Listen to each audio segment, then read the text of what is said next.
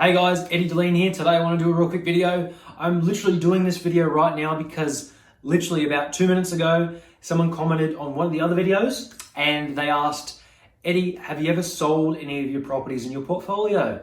And I thought I'd jump on here right now as quick as possible and answer that question. Basically, the short answer to this question is no, I haven't sold any properties at all that I've ever bought. Right now I'm 28 years old and I've got going on 22 investment properties. Hope to have a few more in the coming months, but up to about 22 properties right now. I have never sold any of those properties. I've bought properties in Sydney, Brisbane, Gold Coast, Adelaide, Cairns. I'm going to buy in Victoria and Perth soon as well. So I'm going to literally own property soon in every single state. But I've never sold any of those properties.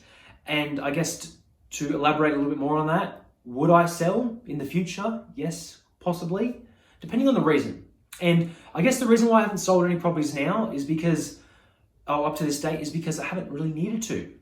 And I guess I've answered this question many times to people one-on-one before over the years, but I've never really done a video about it, I don't think, especially for this topic. But for me, right, the only reason to sell a property is what reason? What is the reason to sell a property?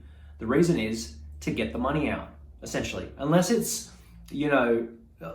well, that's basically the main reason. There's a million things that happen behind the scenes, like why you actually need the money, but you sell it, whether a person's selling the property because they need to buy another property, maybe they're selling the property because, someone's passed away and they're selling that property and the money needs to get split up, essentially. But even in that scenario, no matter which way you think about it, right, a property gets sold because the person selling it, or the people, or the family, or whatever it is, need to get the money out.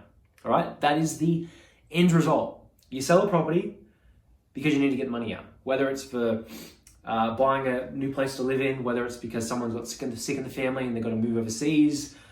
The end result is you need to get the money out, right? So, to me, I've never needed to get the money out that desperately. I've never needed to get the money out to then go off and buy more property. To me, I've realized over the years, right, that wealthy people, all the wealthiest people in the world, they use leverage to their advantage. They leverage their equity, they leverage their capital, they're after cash flow, they're after growth, they're after tax deductions, and they're after building an asset base. The wealthiest people in the world, right? So to me, it makes no sense to sell properties unless it's for a particular reason and you have to in order to move forward, right? So to me, if I want to get the money out of a property, I don't sell it. I refinance it, right? So let's say I've got a property, right, and it's worth $500,000, and then I've got a loan on that property of $200,000. So I've got essentially $300K in equity, right? Now, you can either sell the property in this scenario. You can sell the property, you can pay you can pay legal fees to get rid of the property for a solicitor conveyancer. You can pay selling fees. A real estate agent actually sell the property for you. All the exiting costs and all that kind of stuff associated with that, to discharge the mortgage and all that kind of stuff. And then so you might pay 10 to 15, sometimes 20,000, maybe more, in actually selling the property. But then the bad thing is you no longer have that property. That property is essentially, if it's in the right area, it's in a capital city, in 10 to 20 years, most likely, if you look back 10 to 20 years from now, you're going to regret selling that property. So for me personally, I wouldn't sell a property. I would try to refinance it.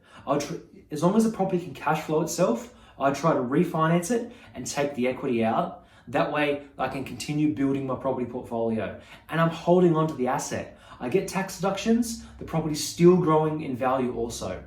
So I hope this video helps. Any further questions, comment below and look forward to chatting soon. Thanks for watching and I'll see you soon. Bye.